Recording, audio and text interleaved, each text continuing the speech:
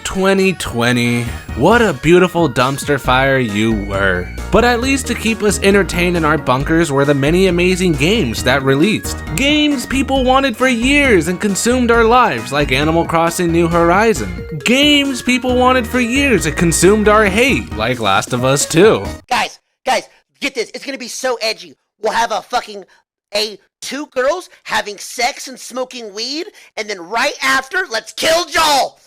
Ship it. Let's go, boys. Like, it's insane. 2020 may have not been a good year out in the land called reality. Yet many gaming events happened, like Minecraft Steve and Smash, something I will always tell my future grandchildren. Or the Xbox Series X and the PS5 finally came out. Now, I didn't play many games that released in 2020, but the ones I did play left a huge impression on me. Before going in, I have to say that I gauged my choices off of 3 subjects: fun gameplay, charm, and the soundtrack. Very basic fundamentals, but these are what makes a game very entertaining to me. So you've been warned, and I'll tell you this, Last of Us 2 is not all 4 choices. So far. Hold it! Are you a misfortunate rando that just happened to click this video? Well, if you enjoy watching, please hit the like button and subscribe for more. You can also hit the bell, but we all know you're just gonna refresh your recommendations. But please help me reach my biggest goal this year of 1K. Hefty goal. Now, that's enough time out of me, so back to the video. Number 5. Okay, I know what you're thinking right now.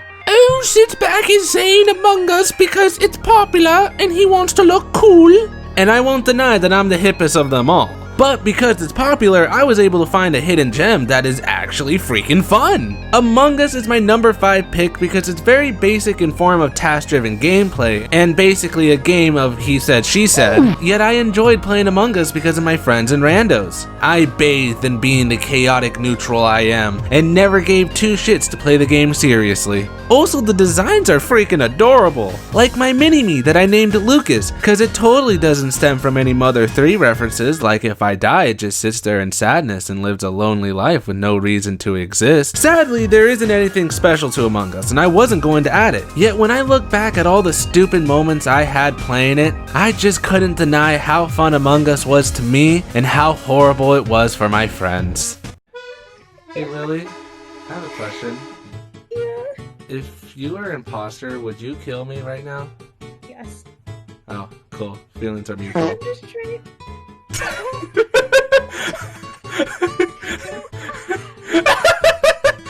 What a guy. Mad respect for that. Wow. What happened? And that's going on a Twitch clip. Number 4. So guys, hear me out. What if we made a game that is basically Honey, I Shrunk the Kids, but they have to fend for themselves in the backyard from big scary bugs? Can we add ladybugs? Yes. I'll take your entire stock! Grounded is a survival game I fell in love with by pure curiosity. I played the hell out of it on my Twitch, link in the bio, plus compiled that into a YouTube video. You should watch it. I had to stop streaming it though because I wanted to play on my spare time more. I couldn't hold myself back. I became an addict. The concept of surviving in a backyard with giant bugs roaming around that will tear you a new asshole in seconds is spectacular. I cannot count how many hours I invested in, but who keeps track of that? The reason why I chose Grounded though is because I actually hate survival games. Getting all strong and losing it by a stupid move infuriates me, and I ponder the physics of my head bashing into a wall. Yet Grounded was different and it kept me enthralled. They also keep updating the game, adding more to keep the backyard lively. But did I mention it's a horror game too? Number 3. There are some gaming icons that have been in retirement for so long, like Sparkster, Gex, or Earthworm Jim. I bet half of you don't even know who those characters are, but I do, cause I'm old. But if there's one thing I learned from the Animaniacs reboot, I'll try anything once. Wait, wrong lesson. Plus, my ass still burns since that day. Battletoads reboot crashed on in with a new style but familiar gameplay. I'm not a huge Battletoads fan, but the reboot was very entertaining to me. There's beat 'em up sections, reality simulator, and oh god, I've never had so much anxiety in my life. I laughed, blew blood vessels, and cried playing Battletoads. It was like my telenovela. The multiple forms of gameplay kept me playing till the end. And this being the age of reboots, Battletoads were self-aware and poked fun at how outdated they are. So, frogs, how you feeling? Stupid? We're not frogs. We're toads. The Battletoads. We're famous superheroes. This just in. No, you're not. Yet I chose Battletoads for one important factor, the charm. The slapstick humor was my favorite and I pissed my pants by the many moments throughout the game. It was a roller coaster of shits and giggles, honestly. Plus, I have to applaud the voice actors for doing such a phenomenal job living the role of the Battletoads' pathetic life now. What? What? I think we're being robbed. So? We don't own anything worth stealing. You're right. I'll go apologize. Number 2. Now sit around a fire, kiddos, as I tell you a story about a young man falling in love with a series about a half genie. Totally wasn't because he's attracted to her. Shantae and the Seven Sirens was my 2020 game I was waiting for. I love the Shantae series, and I don't give a fuck about objective views because I'm riding this rocket of pure unfiltered bias. Shantae SS continued what we love but added in many new features like fusion powers and monster cards that made my life a hell, but oh, it was worth it. My only issue is the map. Like, what in the fucking Metrovania hell is this shit? But it's Shantae, so I forgive her.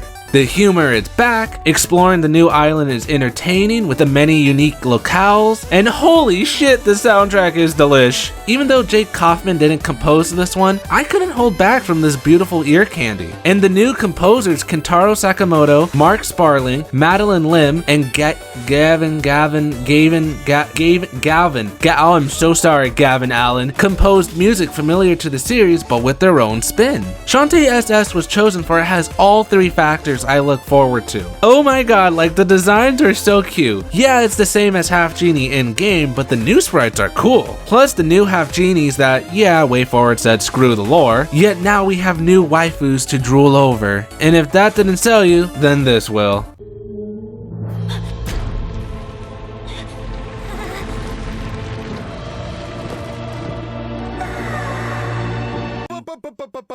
Stop. My penis can only get so erect. Number 1.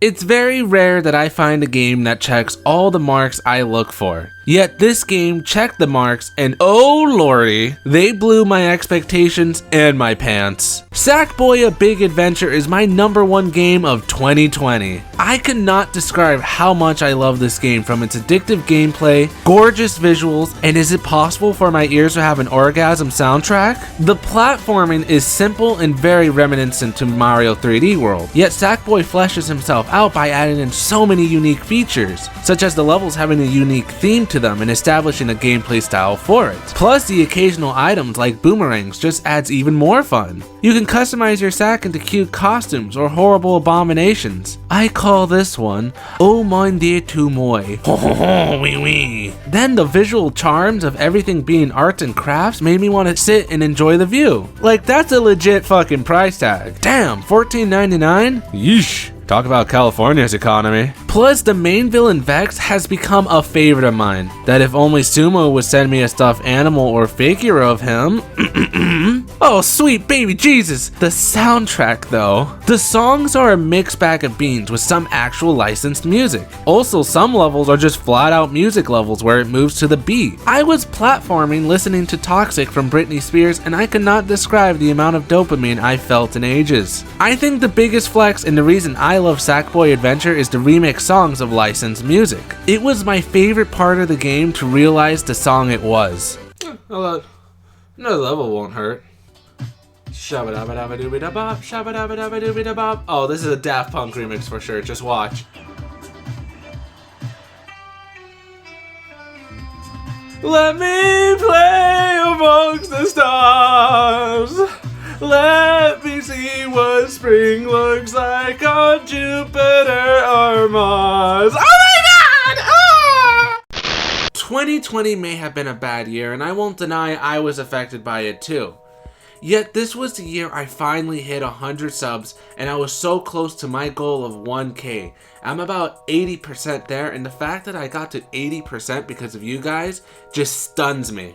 And because of this, I wanted to say thank you everybody for supporting me here on YouTube, Twitch, and TikTok. Even though this year wasn't really the best, you guys made this year the best year of my life on all my platforms. And you guys gave me hope that I can actually keep continuing what I love to do. Here on YouTube, here on Twitch that I need to get back to, and my TikTok. And because of all this, again guys, thank you so much. And it really means a lot to me the fact that we got this far in a matter of 1 year.